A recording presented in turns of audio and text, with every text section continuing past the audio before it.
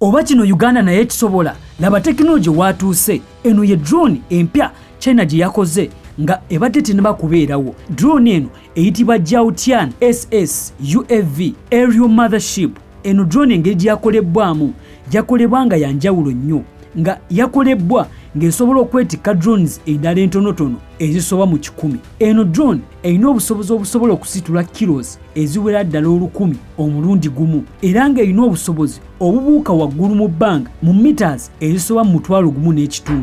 Eno drone kugamba yakoleddwa ne tekinologi ow'omulembe, era nga eno erina obusobozi obulengera ekintu ekiri mu kilometers 7.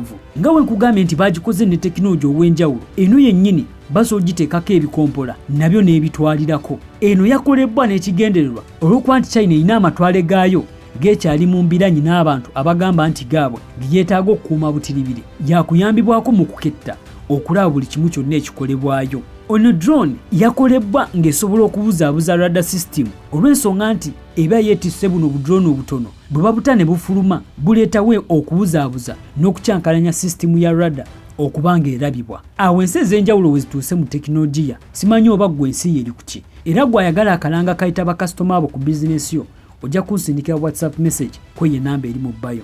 Teweerabira okugobera ng'onyiga mu plus button ssaako n'okusubscribinga ku YouTube channel okusobola ng'okufunanga emboozi ezisingako wano. Osobola n'okutwegattako mu WhatsApp group nga linki yawo group eri ku YouTube kwennyini. Nkwebaza olwakadde kwaddyo okulaba eno video era nkwagaliza ekiseera ekirungi.